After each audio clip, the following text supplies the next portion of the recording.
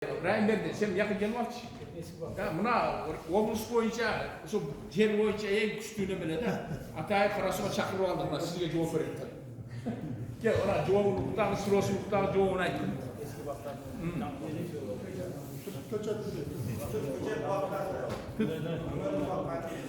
Негізі өте жақсы сұрау болып отыр. Кеңеске айтып кетті. Не себептен тосқолдық болып отыр? Тосқолдық жоқ. Тосқолдық жоқ. Bir жағы бізде азық-түлік программасы деген бар да. Ошон үчүн мынау жөнөкөй продукциялар деген турган жерлерге бак болуп кетпесин деген негизде. Иштетилбей жаткан бизде бир канча жерлерибиз бар да. Ошон үчүн бул өкмөттөн алынган чечим. Бал банкети 40 балга жетпеген болсо, ошол үлүш жерлерди уруксат бериш керек. Уруксат бергенде дагы мыйзам чегинде бул айыл өкмөткө жазыш керек арызды.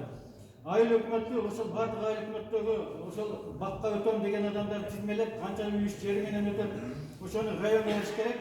А район ошол жерлерди анан кийин баягы түрдөн түргө өткүзүүгө уруксат бериш керек да. Бул мыйзамдуу болуш керек. Атак бизде бүгүнкү күндө кандай болот? Бүгүнкү күндө бизде мына үлүш жерлер бак болуп кетти. Бүгүнкү күнү жер адистеринен сураса билбейт канча гектар жер бүгүнкү бакка өтүп кетти. А бизде ошол жерлер айдоо жер болуп турат дагы бүгүнкү күндө баягы структураны түзгөндө ошону жеткизе албай кыйналып атат. Ал сиз баягы түттү деп атасыз. Түттү бүгүнкү күндө өткүзсө болот. Бакты башта аны ошол азыр бүгүнкү күндө көп жылдык бак түрүндө турат. Ошону айыл өкмөтүнө баягы аз менен кайрылып туруп, ошол жерде түттү бак кылганга мүмкүнчүлүк бар. Ал жерде эч ким сизге тоскоолдук кылбайт. Себеби бакка караганда, түт бакка караганда бактан сиз түшүм аласыз. Жок, бизде ушундай немелер болду да, баягы бакты бузганда экологиядан келип көп иштеп саналып. Экотехник инспекциядан. Ошо бага деп койдум, просто нөмөрү бакка айландырсак болобу, суга уруксат болобу деген сөз. Ошону айтып атпаймынбы? Азыр нөмөсү жок. Анан бардын кылайынса курт бакпайбыз. Бекер өсүп турат, только отун иштетип турат. Ушуну нөмөрү бакка айландырса кандай болот? Мен сизге айтып атам, болот, бирок мыйзам чегинде. Айыл өкмөтүнө кайрыласыз. Айыл өкмөтү ошол өзүнүн немесин районго кайрылат. Себеби мындайда азыр Кыргыз Республикасынын өкмөтүнүн 2007 жылдагы өзүнүн токтому бар. Айыл чарба багытындагы жана кайра бөлүштүү фондунун жерлерин иштетүү боюнча.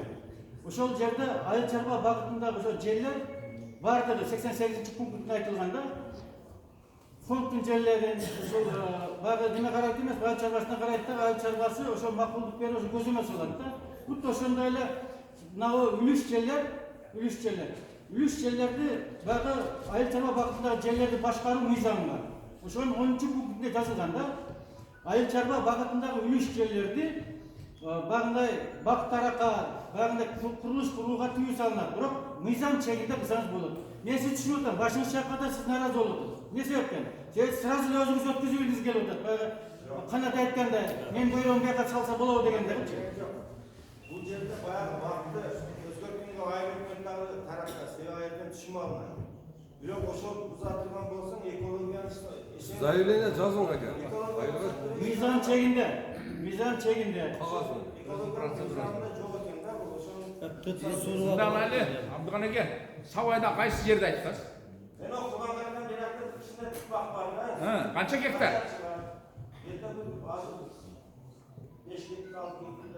Siz arızды жазып, ертең бір күні бізге келin, мен өзім комиссияны түзіп тұрып келетім. Ошол жерге. 4-5 гектар болған болса, жардам береміз. Қол чаға қойылып.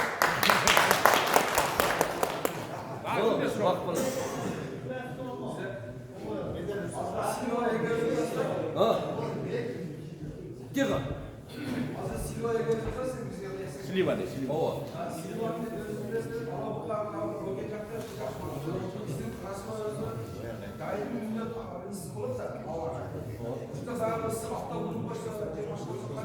Bak, nemeden?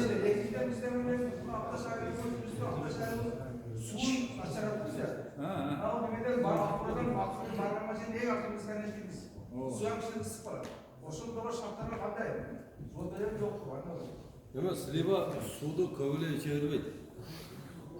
Мындай башка бактарга караганда слива көптөлөр мындай сууду талап кылбайт. Анан слива живучий деп байла айттым го. Өзү мындай нарагынан тамыры мындай живучий болот да бул дарак. Назик эмес. Күндүн ысыгы буга наоборот жакшы таасир берет. Баягы курт ондой мындайлар суукта чыксуу, салкында, жамгырдан чыксуу баягы грибковый оорулар аз болот буга. Бунун плюсу бар да. Анан сливаны мына отсалдырдын жолуна мына кара сууга түшүп кетип атканда 2 бет слива. Баргыла да ошо жерде ушу жайдын күнү бир карап көргүлө, силердикине окшош болсо эге бергиле. Значит болот. Ошону мен кошумча дополнение кылып коеюн. Ошол Козуев Абияке деп мурда жоош айлап койдун башчысы эле. Ошол жерде эккен. Мурдагы жылы ошол жерден 60 тонна алды. Ошол 2 бет ошол немеден. Эч кара суда болот бул. Неме болбостон туруп эгиш керек. Жакшы сорт да. Тура, Ержек. Не деген сорт ошо? Бериң. Не деген сорт? Стенли. Стенли. Бирок жакшы эле болду, жакшыраак бар. Өстүрүш дегенде дыйкандын саны көчүрүп бар. Себеби биз бир гектарга 100 түп тарага кеттик, аралыгы чоң. 5 метр, 10 метрден бөлөпчү. Азыр силер айткан дарактар азыр 1 метрден, 2 метрден деген таралып көп кетет. Бир гектарга 1700 көчөт кетет да колу кан. силер айткан сенаттарды сатылган баасына дыйкандар финансланат. Şu canını karıştırıp versek. Evet, bundayda, buna siz burada misal için hazır hazır buna hazır mesni koçatты 100 so'mga oldilar. Mesni koçatты 100 so'mga oldilar dağı. Anan onu aparıp oturguzgandan keyin bayagı sizler salgan 100 so'm. Ol aborot bolboy 5 yıl, 4 yıl, 6 yıl, 10 yılga çeyин aborot bolboy türöret da. Ha siz buga 200 so'm saldınız, bu aborotga girip ketти. Ekinci yıllar sizdi sүйүntүрүп 4'ten 5'ten 3'ten meme beret da ba sliva. Anan gelerki yılı 30'ta 40'ta bolot. Anan keyin 150'te 300'te 500'te 1,5 mingge çeyip ketет da. Siz buyagın esepteniz. Bir gektir cer olsa bölünmüşür. Sizler aytkan malum şartla turu gelse, bu oşonu tam dese, oşonu alanmay kattı oşonu dikkat Evet, bundayda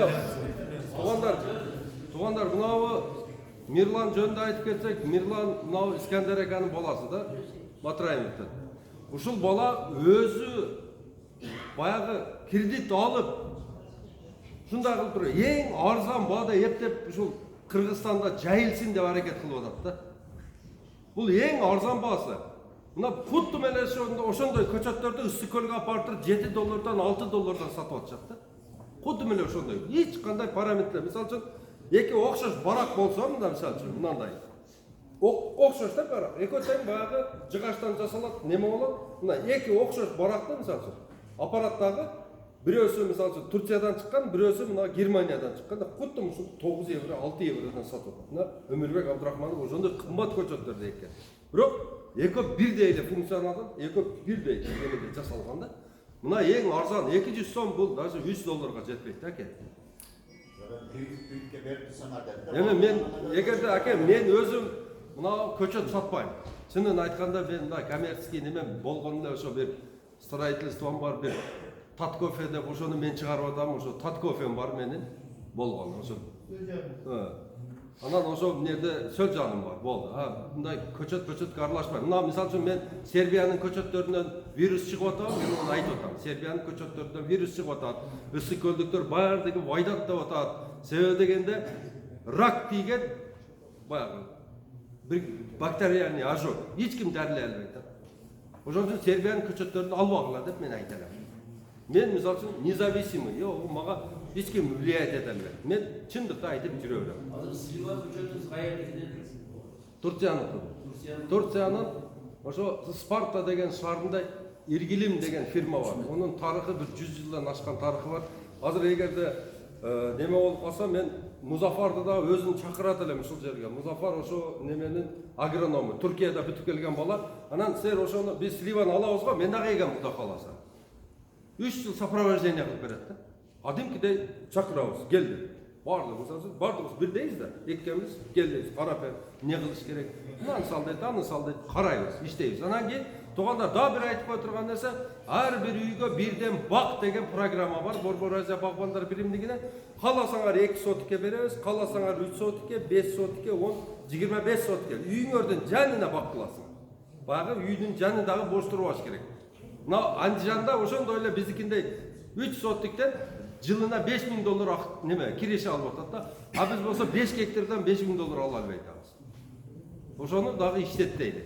Жаныбызда, үйдүн жанындагы прямо жанында турган. Азыр көбү мал бакпай койду. Жөнүнө турат, огород. Жасап бышкан дың.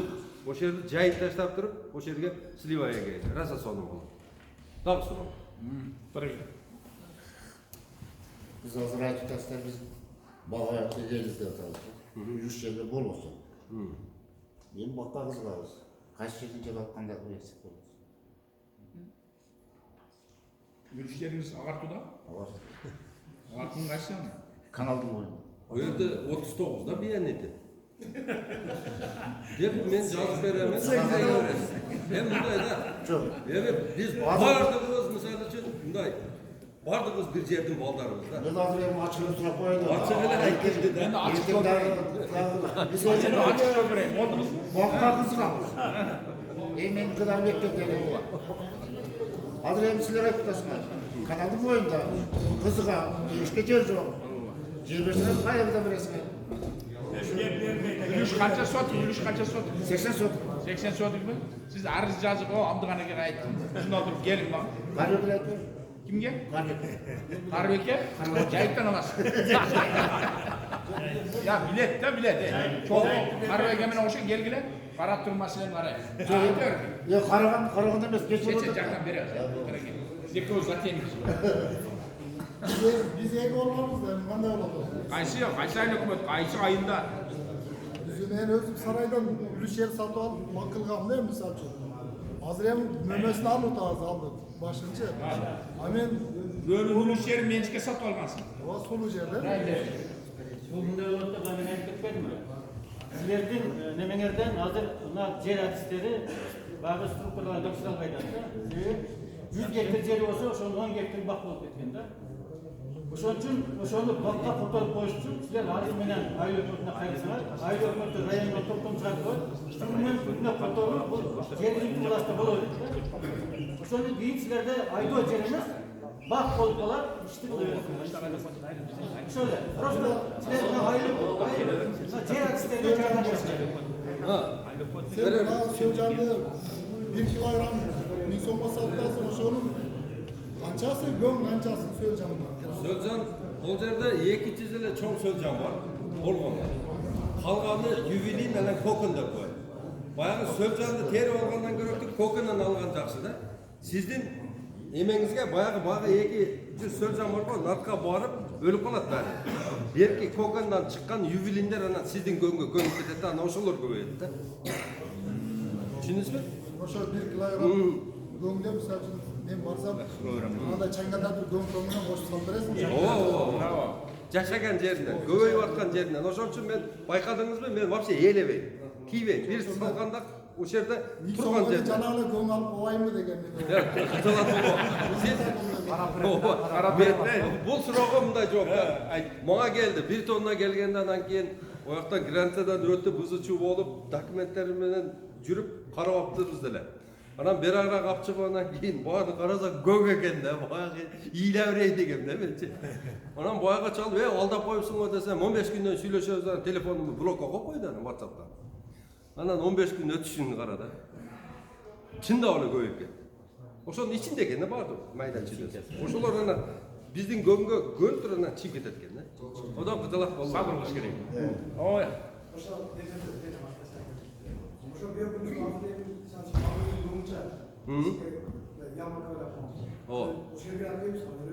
Азыр мындай, азыр кышта оны 1000 сомдон болуп атпайбы килосы.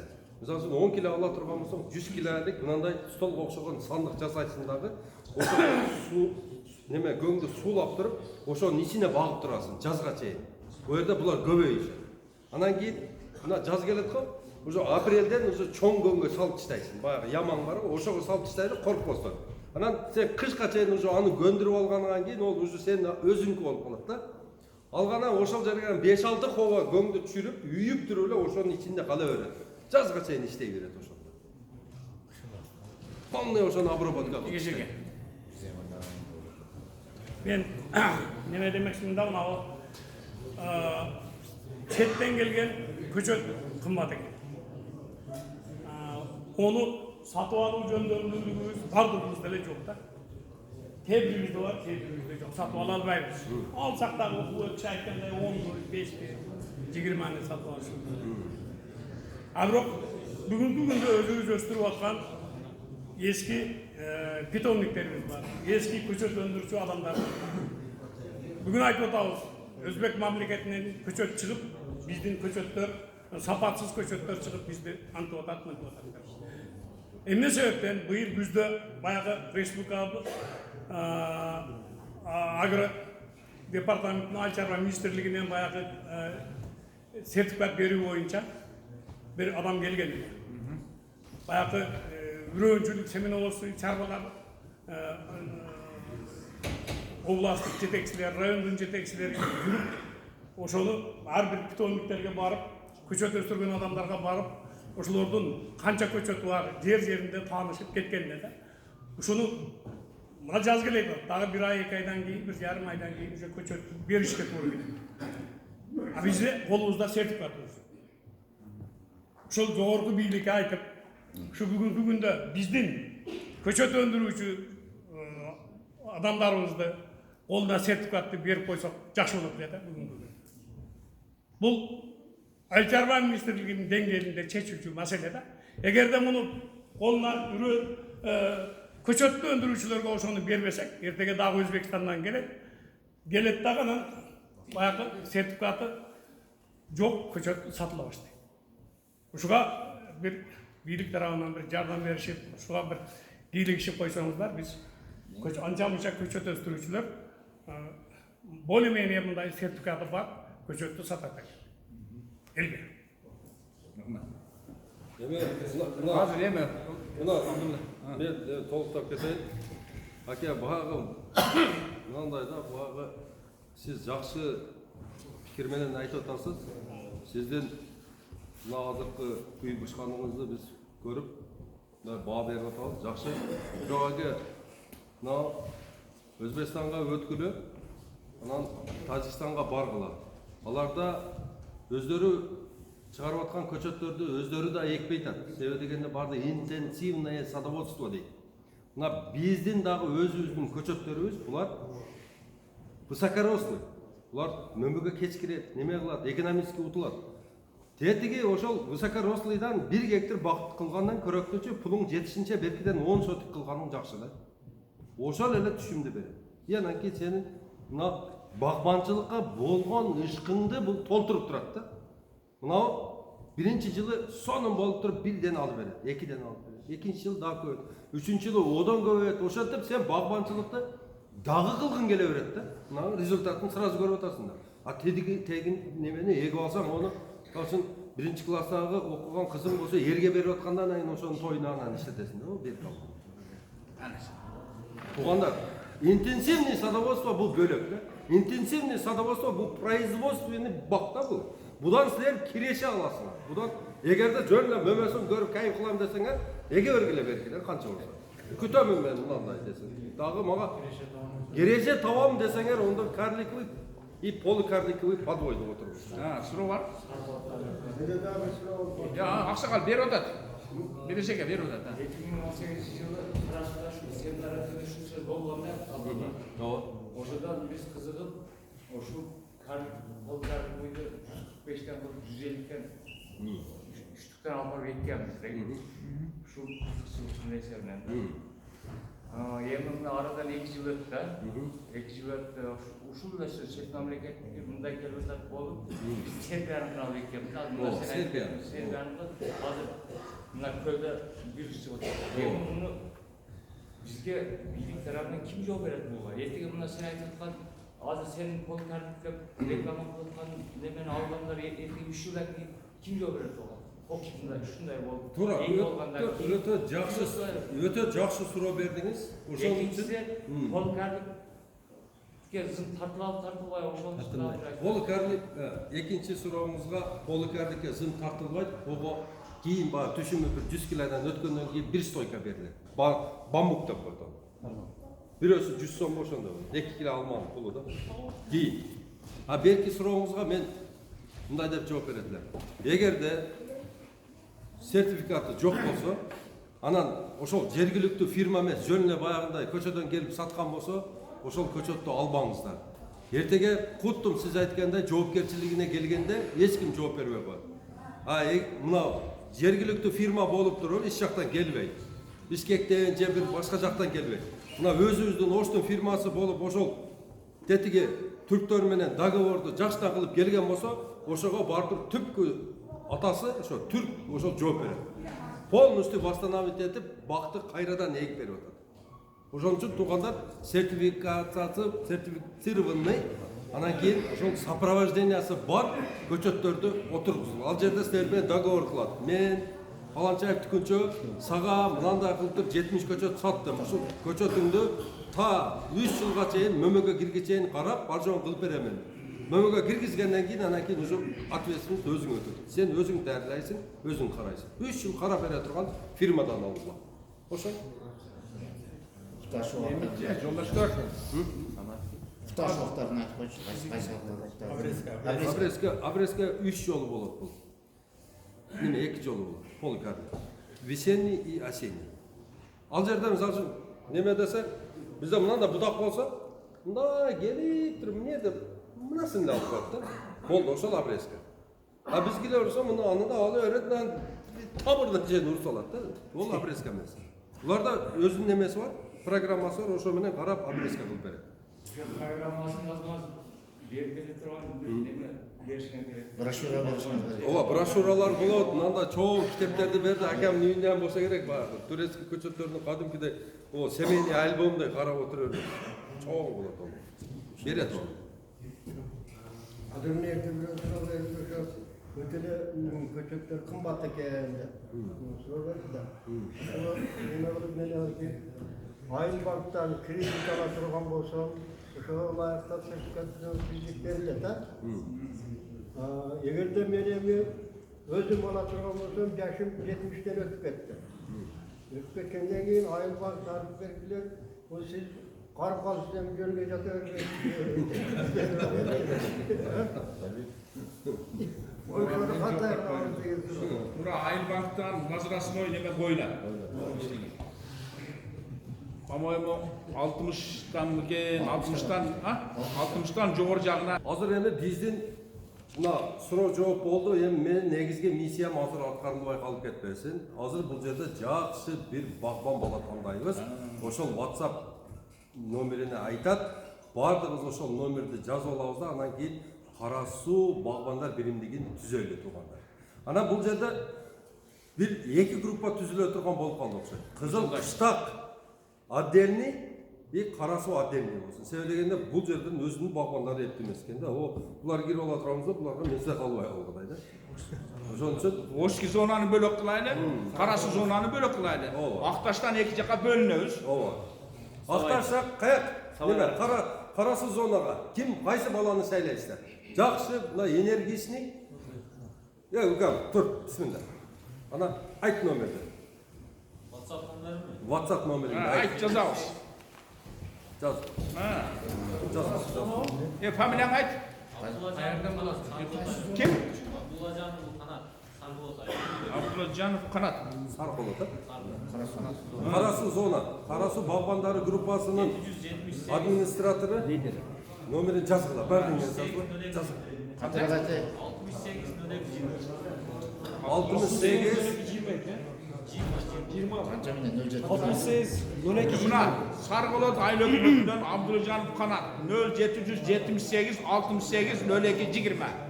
Туурабы Канат? Кызыл Кыштактар. Канат, ассаламу алейкум.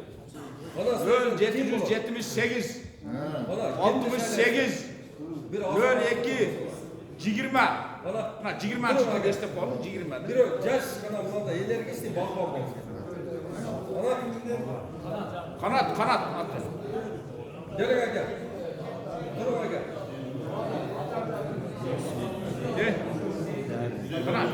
Azamat. Kim var ey? Sen Yok, özüm görmüş onun adı var. Buna mı kim var? Yerden tutsak. Haydi. Boş sonrası mı? Davay. Sen mi? Azamat sen mi? Yok, sen kimlik göstersinler. Kim var hemen boş sonrasına? Boş sonrasına bu yerde. Kadat aldı. Kızıl Kış'ta, Ya, Azamat, Başkar Azamat, Kış'ta, Azamat. Nariman'da. Özün mü oğlum? Gel, cazı, hadi. Oğlum. Davay. Sizlerle önce AKP'nin derhal leksalar yönetiminde kaybolan Argaynka boyunca kompleks ortamında Söğüşlerinde bizim Kırgızistanlıkların sağlamaklığı saklığı, Kırgızistanlıkların sağlamaklığı naçar başında bizde ayavay kök kimikatları kullanmamızdan bizim yaşıyor, ömür sürüşümüz keskin türde tömendöktekte bizim Kırgızistan'ın yaşamımızın ortaya sebebi 50-55 yaş olup kaldı. Hazırlık statistika boyunca. Alemde Kazakistan, Rusiyalarda 60-65 ikenlerde Japonya'da olsa 80-90 yılda orta esep alınırken de en önce sebeplerinde Argaynkan'ın azından şartta, Argaynkan'ın işleştiğinde alanın yaşamını canlı akılında. Hoşonluktan bizim Kırgızistan'da pazar ekonomikasında törü için sırtlar bizden aynı çarpılan Mehmetçiğin işlerimizi sırtlanmış olmuş. Bilesizler 2019 yılı 18. ayda 65. Kırgız Respublikası'nın bizim Argaynka nizamı kalmadı. O Argaynkan'ın sizlerge düşündürüyor işlerini bizim işkanlara mekemeli tutuyorlar. Argaynka Ayrıçarpa Departament'te Roş Teritorial'da filialı olup hazırlıkında bizim atımız özgürlüğünde Kırgızlar'da bir yolu var. Bizim Argaynka Ayrıçarpa Departament'te olkandı. 2019 yılı 20. fevral 73. Kırgız Respublikası'nın toplamı benim. Hazırda sizlerge ben ayıp edeyim şu Alman boyunca köp söyleyler sizlerge. Buna hazır bunlar yerde vakaya ve jakşı sıra verdi. Elde için özümüzden Almanlara ilgi vermek, elde için Biskit'ten gelen Almanlarda kırmatıra alışımız gerekli diyor ortasıları. Kol karlı Alman köçetleri bizde kelotkanın sebebi Amerikalı bir jakşı profesör Yeki nauşunu satırı digine 40 yıl uçup kol karlı degen soktu. Oylap bizde boşun üstünde işler çıkıştılar. Elde için bu ayava imuniteti güçlüğü almak soktum.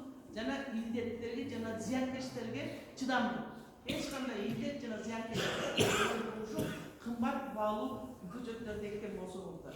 Anan bunda tavarın evi dayavay jakşı olur. Körotastar pazardan karlı ekkenlerden svetli ana bir dayavay jakşı var. Hiç yerde bir toçkası çok aşıkça, hiç yerde bir ziyankeşke boşaltıp jegen jeri yokta. Sebeplerinde o vardığında eski alıp durup ildet ziyankeşke kelbey duran bu imunitetli soktu çağırmadı. Oşanlıktan kımbat olsa da o şol köçöklerini alıp eğimizdir. Önce bu sakaroslularda ekmeğimizde ondan sebeplerinde bu sakaroslularda dayılar köpük pahalı. Hali bundan korkarlıkta olsa ciğerimiz abdan ekonom buluttu. Bazı hukukunda biliyorlar ballarını bölüp çıkartma ciğerlerge, bölüş ciğerlerine vermemiz, sulu ciğerlerimizde ciğerlerine Kiyin 53 yıldan кейін bizde sintetik tamak azıkları cep kalandı. Sebeplerinde bala çakağımız vardığı, üst halklarında eğil ciğerlerimiz azayat, ayakımız azayattı. Oşanlıktan kiçineke yerden düşündürüldü, doğru kılıp algılar azıklardan hareket etmişiz. Canım Argaynkan'ı söylüyorlar, Argaynkan'da Mınav topraklarında söylüyorlar, topraklarında da söylüyorlar, toprakın sastavındağı bizge gerekli olan mikroorganizmlerde, kimikatlarda ayvay kollanmamızlardan alardı, biz öldürü olanlarda mikroorganizmlerde. Mikroorganizmler, havamenin demalan mikroorganizmler var, havasız demalan mikroorganizmler var. Oşol mikroorganizmler, kimikatlarda beresizler var, oşol bizim humusuzlu paylarını uçuyor. Tiri canlarda ölüp kalınan sebebi oşolda. Biz amafos verirsek bol boy kılatasıdır bu kadar. Karbonfoz emeleri vermesek bol boy kılatasıdır. Alemi emne vücut toğduğu japayı almalar, japayı slivalar olsa ayıva jakşı bolvatlar. Oşular organika bu bazı oşular. Dünyalik pazarda ошолор чыгып атат да. Ал эми сиздер мачеминдер, каркаминдер, карбоз эмелер, секторлар берип атасыздар. Сиздерге жакшы чыкпай калып атат. Сиздерге эмне үчүн лабораторияда өтпөй калып атат да. Анда эмес ошол топуракты биз минералдык жер семирткичтерди пайдаланганды токтотобуз дагы. Органикалык жер семирткичтерди өтөбүз. Жана айтып кеткендей, биогумус менен, навозный жижа, биокомпост жана сидираттар менен азыктандырабыз топуракты. Себеп дегенде топурактын ичиндеги микроорганизмдер бир гана ушул мен азыркы айткан навоз, компост, биокомпост, сидираттар менен азыктанат да. Минералдык жер семирткичтер менен азыктанбайт. Ошолор менен азыктанып атып биз органикалык сертификат алганга жетишебиз. Органикалык сертификатты биз кымбат алабыз, долларларга, эмелерге, евролорго сатып алабыз. Бирок азыркы күндө биздин органикалык департаментибиз сертификатты өзүбүз алабыз деп аракет кылып атабыз. Кымбат болсо дагы ошол химия колдонгон азык-түлүктөрдү өндүрөсүздөр го, ошолорго караганда органиканы сиздер кымбатыраак сатасыздар. Себеп дегенде азыр өзүбүз сүйгөндө, өзүбүз сыйлаганда, өзүнүн ден соолугуна мына камкор болгон элдер абдан көбөйүп атат. Биздин Кыргызстанда да көбүрөөк жашагыбыз келгендер пайда болуп атат да. Бирде магазиндер ачылат, базарлар ачылат. Ошол жерге органик деген болсоңуз 20 сомдук алмаңызды, традиционный азыркы интенсивный алмаларды 20 сомдон саткан болсоңуз, биздин органик алмаларды 100 сомдон деп сатсаңыз, ошол 100 сомдон дегенде талап кылуучулар абдан көбөйүп атат да. Ошондуктан органикага өтүшүбүз аябай зарыл азыр. Анда эмесе биздин органикага чапабыз атыбыз өзгөрдү. Бирок мурунку эле кыргыз агробиоборго атыбыз өзгөргөнү менен ошол убактагы чыгарып жаткан биопрепараттарды жана энтомофагдарды азыркы күндө биз чыгарып жатабыз да. Биздеги биопрепараттарды колдонуубузда себептерди түздөн түз биздин биопрепараттар сиздерди органикага алып барат. Жерди азыктандырып алдыга, андан соң индеттер менен зыянкечтерге каршы күрөшөбүз жана иммунитетти көтөрөбүз. Биздеги эки түрдүү биопрепаратыбыз бар, биолигин жана триходермин деген. Биолигин бул биостимулятор, өсүмдүктүн тамыр системасын абдан жакшыртат жана жалбырактар аркылуу бергенде иммунитетин көтөрүп, фотосинтез процессин абдан жакшы жүргүзүп, түшүндүрүүңүздөрдү 20-30%га чейин көтөрүп, жана алдыгыраак 10-15 күнгө чейин пышыл мезгилине алынып берет. Триходермин деген биздин экинчи биопрепаратыбыз. Триходермин дагы бул индеттерге каршы, индеттердин алдын алат жана индеттер менен 20-25%га чейин күрөшөт, иммунитетин көтөрүп берип, фотосинтез процессин жүргүзүп, жана топуракка берген болсоңуздар, топурактын асылдуулугун арттырат. Биздеги энтомофагдарды мына Кара Суу району абдан жакшы колдоносуздар. Кара Суу районундагы баягы энтомофагдарыбызды колдонгонуздар көбүнчө сиздер кукурузный мотылёкко колдоносуздар. Кукурузный мотылёкко колдонгондор бар бараңыздар. Кукурузный мотылёк баягы жүгөрүлөрүнүн сөгөлүнүн ичиндеги фруктарга каршы бизде габробрага деген аябай жакшы энтомофагыбыз бар. Ошону дагы сиздер алманын куртуга дагы колдонсоңуздар болот. Бизде трихограмма деген жакшы энтомофагыбыз бар. Трихограмма бул алмаңыздар гүл ачкан маалда алманын гүлүнүн ичиге зыянкечтер тукум салып коет да. Тукум таштап койгондо ошол болот анан менде. Рахмат Индира. Суроолордун баарын акырынан эме кылсак, даярданып турсаңыздар, рахмат сизге. Андан кийинки сөз агрохим лабораториянын өкүлүнө берилет. 1 гектардан канча проба аласыз, ал пробаңыз канча сом турат, кандай анализдерди чыгарып бересиз? Кыска. Себеби мына багбанчылык болобу, башка дыйканчылык болобу, сөзсүз анализди жасап алып туруп, анализсиз вообще кыймылдап. Мына топурак боюнча бул жерде өтө көп да мына айсамазда бир саат убакыт кетип калат. Топурактан эми түштүк аймак боюнча кырмызы боз топурак, кызыл күңүрт, карамтыл кырмызы топурак деп коет, серөзөн типичный, серек коричневый топурак деп коет. Ошо мисалы биз мына топурактан анализ алганда 1 гектардан 5 жерден проба алабыз. 1 гектар. Ошо 5 пробаны бир пробага туруп 5 сом анализ кылып беребиз. Biz özümüz barıp alabız da, 5 ton 7 ton analiz kılıp berебиз. Ушул анализдин негизинде топурактын баягы гумусу канча өсүмдүккө, мисалы бакка, дарак азыр айттым бакка деп. Ошол жерге канча азот керек, фосфор, калий керек, ошону аныктап беребиз. Анан баягы неме боюнча азыр сиздер айттыңыздар мына бак боюнча мына талаш тартыш болду. Мына жөнөкөй эле тил менен айтып коеюн, мына теория эмес бар. Мысалы, мына азыр фондтың жерінен алып отырсыңар, суғат жерден категория сұрадыңыздар, 40 балдан төмен болса қандай болады. Ошо мына бізге келсеңіздер, біз анализ қылып береміз. Мысалы, мен өзім мына кез жақында анализ қылдым. Мына жош айлық өтінде сулы жерде, кейбір жерлерде таш басқан жерлер бар, эрозиясына қарайбыз да, таш басқан жерлерден ошо 40 балдан төмен болып қалса, ошо бақтара еккенге мүмкін да. Анан мында жакшы пахта еккен, жүгөр еккен жерлер бар. Ал жерлердің эми чындыгында категориясы жакшы ал жерлер. Пахта егіп атасыңар, жүгөр егіп атасыңар, диқанчылык кылып атасыңар да. Ал жерлердің балдары мына 100 балдык шкаладан где-то 83 балл, 67 балл, 59 балл жерлер бар да. Ол жерлерге ондай мүмкін емес да. Айыл шаруасында жараксыз ыңгайсыз жерлер бар да. Ошол жерлерге эксе болду. Мына азыркы мен айтып койгон жерлерим, мына кайрак жерлерге баягыда сайдын бойлорундагы жайыт жерлерде бал кантети төмөн болсо, ушуну сура берген ошону айтып атам да. Бал төмөн болсо, ушул жерлерге уруксат беребиз. Өзүбүз барып, жерине барып көрүп, азыр мен айткандай кылып, анализин алып, 1 гектардан. Bir provalı, 5 yerden provalı, mesela konvertin skema var. 1 yerden provalı, 5 son töleysiniz. Biz analiz kılıp görüyoruz. Oşa sulu yerin nemesi taştak olsa, erozyası böğrak olsa, 40 baldan töleyiyorsa, pazarsan, neme ege öğresine. Bak, kılıp ege öğresine. Kayrak yerinde de şunda, cahit yerinde kevir, saydın boyları, naçan jelin şunu nemesi çağırıp verir, ege öğresine baktı. Oşa bizde uçsak var. Hatta bunda sulu yerin, egin eken yerine mümkün емес. Анан ар бир айлык мөлтөр катышып турат бул жерге. Бардыр бар. Ошо мен айтып койдум. Эмени бая кече мада айлык мөлтөр келди. Мада айлык мөлтөр кече аукцион жүрүп турган. Ошондой эме алышыңар керек, келечек план алыш керек да. Ошо келечек планда жазылып турат.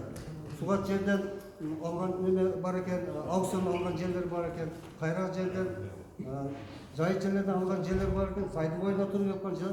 Ошо категориясын аныктап алсаңыздар, биз категориясын аныктап, өзүбүз барып, топурактан анализ алып, чыгарып беребиз. Ошо немесе телефонда берем. Айтып телефонуңузду. Телефон жазып алыңыздар. Жазып алыңыздар. 551 менен. Шуша секин 551 менен. 551 менен 19-10-62. Ушул менен WhatsApp-та бар. Атыңыз Үсен. Мен атым Үсен, Амир Үсен Тудумадыр. Ушул жерде Топурак агрохим станциясында адис болуш. Кайдыраак болду? 51 менен. 19-10-62. Siz немесин басын айтпадыңыз. Канчадан? Басы бир абрасы дедим го азыркы. Ушул бир абрасы 517 сом болот. Себеби бул аныктаганда тууганда кислота менен атат. Серный кислота, соляный кислота деп коюп дагы бир химический анализ менен жасалат да. 3 кислота салганда анан кийин ошол гумус маселелердин эме келген мисалы мына кеш жакында эле мына көп айлык көтөргөн анализ кылып атам. Мурунку айлык көтөргөн анализ кылган мына эски мына 80-жылдарды деп коет. 80-жылдын мына 90-жылга чейин анализ кылган эмелерде анализдердин жогору ырмалда 1.81 чыгууда гумустар 1.24 чыккан 80-жылда. Азыр бар анализ кылганыбызда 0.93 чыгып калып атат да. 0.67, 0.57, 0.40 да болуп кетет. Себеби бул азайган мен дыйкандардан сурасак, көбү айтат, аммиачный селекторду сала берет. Аммиачный селектор салганда бул наоборот топурактын структурасын бузат. Мына силер азыр алып атасыңар, көп минералдык удобрение бар, азот бар, фосфор, калий сеппей атасыңар. Азот мочевина менен азот чачырдасың, анын дагы качествосы мындай жетиштүү эмес да. Российскийлер качествосы более-менее түзүк. Любой баарына дыйкандар билип калдылар.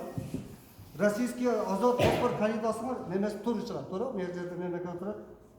Туура айтып берет, бияқта айтып берет азыр. Себеби алардын немеси госко жооп берет да. Кейбир мына алып атасыңар, башка жактан келген немелер. Эми кайдан чыгат? Немелер мисалы 34% болот, аммиачный селектор, ошо 34% бербей атат. Мүмкүн болушунча немени алгыла, кымбатына карабай, аммиачный селектор, мочевина, азот, фосфор, калий материалын алыш керек. Жеринде. Анан почва неме кылыш керек. Мына кече Кыргыз гүматтан Жусуп акада келип жасап айтып кетти го. Неме үчүн? Баягы компост жасаш керек. Чиринди деп коет, малдын кырынан койдун любой куттар таштап, бир 30 сантиметр 40 таштап, андан кийин анын үстүнө чөп сар, саман таштап, кайтып үстүнө топурак салып, анын үстүнө да ошону салып, анан мында пленка менен жөн эле жерге деле үйүп коюп, Анан ошонун чиринтигинде 3 жыл 4 жылда туруш керек. Анан кийин салышыңар керек талаага. Сразу свежий апарып салсаңыздар болбойт. Ал жерде биз талаада банда оточо көбөйүп кетет. Түшүнүп калганда оточо өтө көп болуп кетет. Сразу свежий 3 жыл 4 жылда салсаңдар ошо өтө жакшы эффект. Көбү мына Өзбекстандан алып чыгып 8 жыл мына бак кылганда 100